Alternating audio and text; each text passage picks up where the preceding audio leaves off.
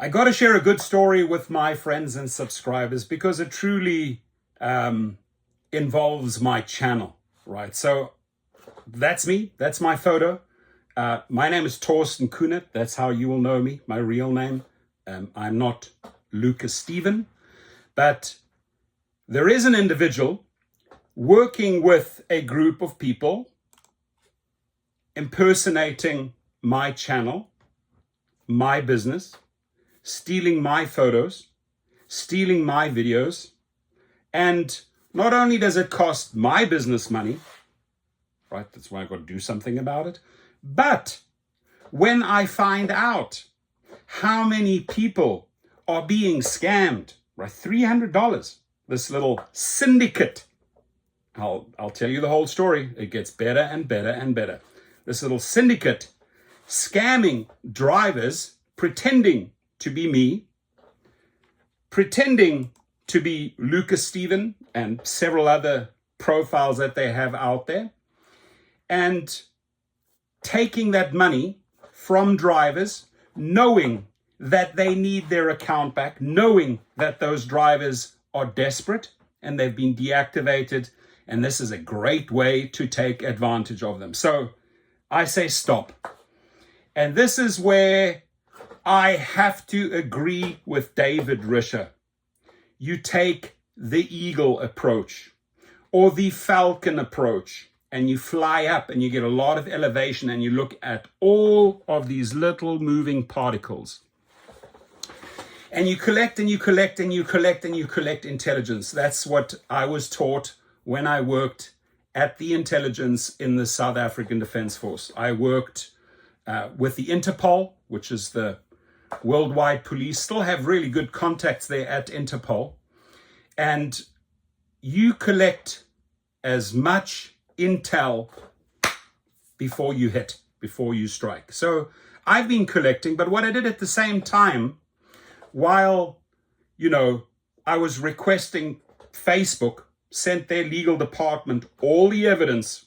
Hey, this is me. This is the real profile. This is the fake profile. This is my business profile. This is the fake business profile.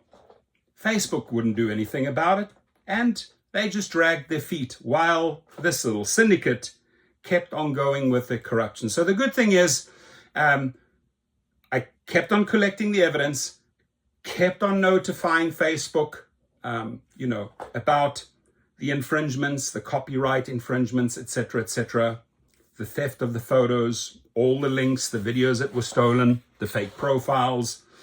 And, in this case here, and what I want to say is please never, ever go through a WhatsApp scam.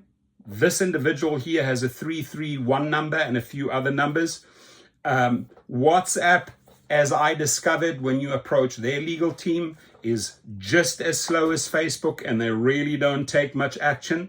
You actually have to sue these companies first before they act. And that's what I did, right? I had no other chance to spend money. And you got to do a quick calculation. You got to say to yourself, hey, I've been working with this community for years and years and years, building my brand, perfecting a system that works online, GigRocket and Activation, Hero.com, real websites, right? Where if you have a problem, you contact your bank. But when you're wiring money through WhatsApp or some Telegram or some account, you can't get your money back, right? It's gone. And that's where you get upset and where you get very angry. And I'm sorry to say that maybe a few drivers ran into that scam because they impersonated me. This, my friends, is not my profile. This, my friends, is also not my profile, as well as many of the other fake profiles trying to scam individuals. However, this is my photo, and the videos that they used, stole from TikTok, stole from YouTube, are my videos. So, and this, my friends, is also what my company is called, Rideshare Professor. But, do I deal with installation of bots? Hell no. Only thing I do here, do I do wait list removal? Hell no. Do I do ID and selfie verification? Hell no. Do I sell and rent out accounts? Hell no. Do I rent cars? It says rent of car. Rent of car. So you know you're dealing with a person who's either overseas, who cannot speak the language, or an uneducated fool within the United States who just does not know how to write proper English. So you have those two variables that you have to really, really research. Don't always think, okay, this is a male. Don't always think this person is somewhere overseas. Or maybe he's scamming you from, there's a handful of countries, Nigeria, India, wherever they might be, running a sweatshop and scamming you. So we quickly assume that if this takes place and affects us, it's got to be ABC. So that's why you have to really go out and collect all the intel and all the information. So the person who is running this syndicate is a woman, last name Porter, in Ohio, with another group of people. And it's not a mystery or a puzzle that you solve overnight. No, you have to send out subpoenas. You have to get your attorneys to write letters to Venmo. You have to send money to these individuals, right? Your money, you have to actually send them the $300 so that you can trace where the money is going, and then you reverse engineer it. So to that individual, obviously there are authorities, and I don't mind saying this openly because my advice to this person and the people she works with, run as far as you can, buy a plane ticket, leave, hide, because there are people after you. And I'll continue here in California doing business while you pay other people to do business. And that's not, you're not paying people to go and knock off a person. No, you're not doing that. You are paying people to go do their detective work, issue an arrest warrant, and hopefully that individual is behind bars. I've gotten 2 people behind bars and pretty damn proud of it. And when they come out of jail eventually in about 5 years' time, I'll be waiting again and probably send them back.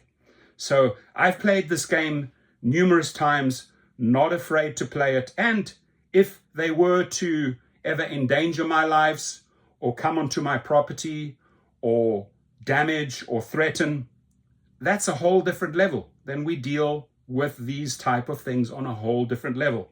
And it may just cost you your life. I'm just putting it out there, right? Because if someone walks onto the property doing harm who has armed, they're going to face a person who is also armed and who's also trained. So I've been through this. I've ran casinos. I've had bulletproof cars, 20, 30 armed security. I've had vending machine business. I grew up on the streets of South Africa, in the slums, inside out. There is nothing I haven't seen. So this is not a first. I've dealt with this crap in the past. You got to just shut the corruption down and try and hope it gets back to a normal situation. So it took some time, but I think the one good thing that came out of it is that I found out that companies like Facebook, Instagram, who support these thousands and thousands of illegal accounts that offer illegal avenues to buy illegal rideshare licenses, fake rideshare licenses, third-party food delivery licenses, fake reactivation services. I've put them on blast. I've put them on alert in form of a lawsuit.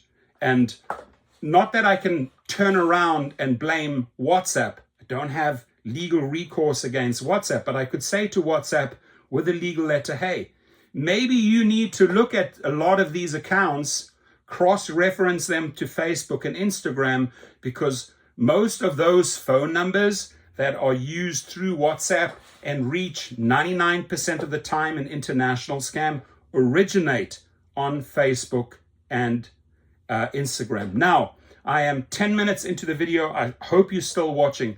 What I want to remind people, you never, ever send money through WhatsApp. You never, ever wire money. You never ever, Zelle or Venmo someone money. The only way to do it is, A, is there a secure certificate? Is this website hosted in your country? You could do your research. You can do your background checks. And if you pay, worst case scenario, you can always call your bank and say, listen, I dispute this charge. End of story. Now, the activation game, my friends, it's not an easy one. You have hundreds and hundreds of drivers telling you their stories, why they got deactivated daily. I would say 70% of those stories are based on, false passenger, false customer, false rider claims where the driver gets deactivated. It's very simple. The company will always back their customer because the customer is paying their money. The driver, the food delivery driver, the rideshare driver can be replaced. End of story. So you're not in the winning seat initially when you have been deactivated. And to explain how the process works, my friends, people will generally believe, oh, Uber, DoorDash, they offer an in-app appeals process. Let me fill out, put my statement, add my story, and then you wait. You wait a long time, and maybe they get back to you, maybe they don't get back to you. But in the meantime, I'll guarantee you one thing, you are losing money. And the appeals process, it was worked out statistically by a research company, has a 5% chance, which means 95% of those appeals, in-app appeals, pushed aside, either not dealt with, but you're not reactivated. The only thing that works, obviously this doesn't work because it's a one-way direction. You're going to send $300, right, to this person called Lucas Stevens. You're not sending me the money. You're not sending Activation Hero or Gig Rocket the money. You're sending some fake-ass account who's using the photos and the videos under Lucas Steven with their false phone numbers that you can contact, and the advertising in all the different rooms. So you will see this in Uber Drivers Canada, Uber USA, Uber Houston, Lyft, Miami. They're everywhere. Go and check right now. They are littered with WhatsApp numbers or Telegram numbers, because this is the way they operate. And if I can achieve anything with my lawsuit is hopefully get the companies to tighten up, right? So that this corruption slows down or ends, or that they get rid of it completely. That drivers do not have to part with their money and then hope and pray, oh shit, you know what? This person's gone. This person's not even answering me on WhatsApp anymore. This person blocked me, right? So all the daily wrongful deactivations, my advice to you, the people that I don't like to represent with my group of paralegals, people that have repeat warnings and violations, maybe regarding sexual harassment, etc., I don't want to help you, right? The people I cannot help, maybe I'd like to help them, but I cannot help, are people that maybe brandished a gun to a rider. Those are the policies. You're not going to have any luck in front of a judge. But if someone is accusing you, like the company, you're canceling too much, your acceptance rate is too low, you're driving erratically, you smelt of pot, you smelt of whiskey, you did this, you did that, you committed fraud, not explaining fraud, just accusing you of fraud but not explaining it, or keeping you waiting on a background check and everything's fine on your side, they're just acting on some old data.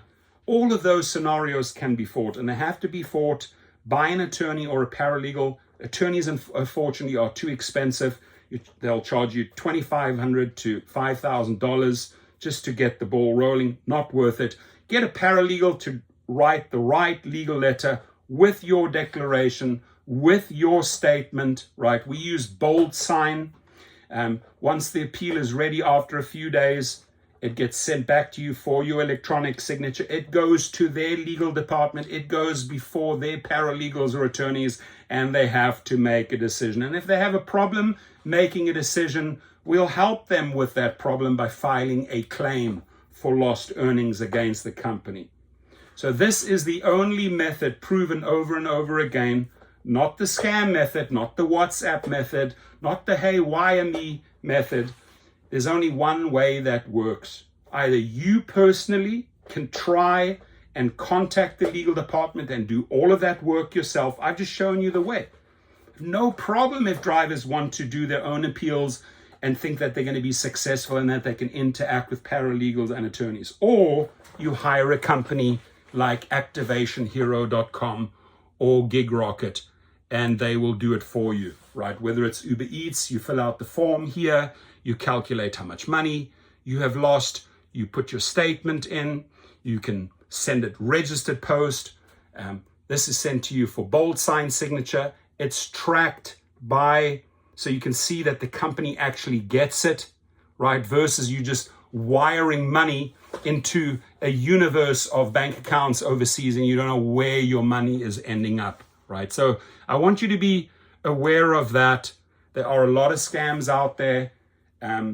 I put an end to this one, and I am going to collect from Facebook and Instagram, and hopefully change the ways they look at their pages or groups, the way they set up, who can advertise, who cannot. Hopefully they start looking into these WhatsApp numbers. You know, are they checking up on them? Are they verifying where do they come from? Are they from overseas? What is their business? Is it legal? Is it illegal?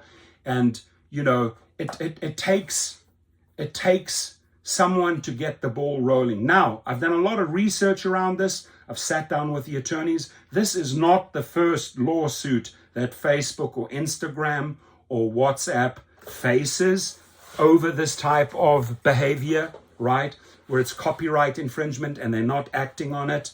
There've been multiple cases filed against Facebook, Meta, services done in Menlo Park at the headquarters, right?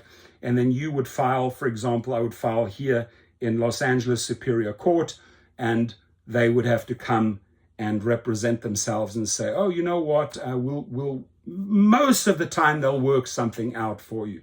These things usually don't go to trial, right? They don't go to trial. And, you know, a lot of people still ask me today, you know, what about your other cases against Uber, LYFT? They're all put to bed. And I have nothing more to say. They're over. Fantastic. And I'm happy about it. So that should answer everything. This here, hopefully they find this individual, this woman, the scammer, and the people she is working with. But my advice to you, Porter, that's your last name.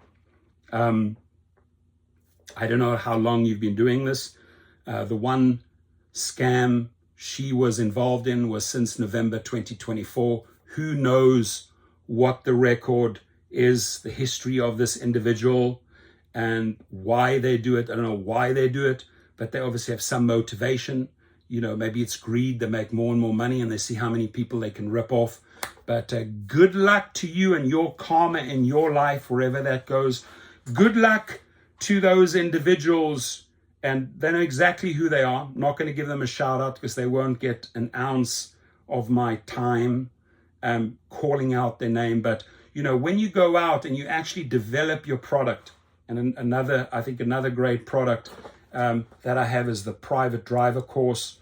Years and years of work went into this to build these relationships. It's a 300-minute course. When a guy comes along and says, oh, I have a little bit of a following. I have a few thousand followers. I can steal a lot of the content of this course and sell it as well, right? And to that individual, I know where you stay. I just question you. Do you have this type of caliber clients that actually pays for this type of service? Because based on your zip code, there ain't no person that flies there or arrives there, right, to do business or whatsoever with this type of caliber that'll pay you the right type of amount and honoring you as a chauffeur or a private client. And I've owned and sold property in San Bernardino, Riverside, Redlands, and Ontario. And I don't think that a driver coming from that area, usually an UberX driver or an Uber XL driver at best, coming to work in LA, has the credentials or the cars or the right vehicle or the knowledge to sell a course. But if you find somebody who's already created the course and you can copy or steal elements of the course, oh, maybe then I have a new way of extracting money from people. So I'm putting that out there in the universe. Wherever that goes, I know who the individual is in Ohio, and I know who the individual is in the Inland Empire. God bless you all. Have a good day.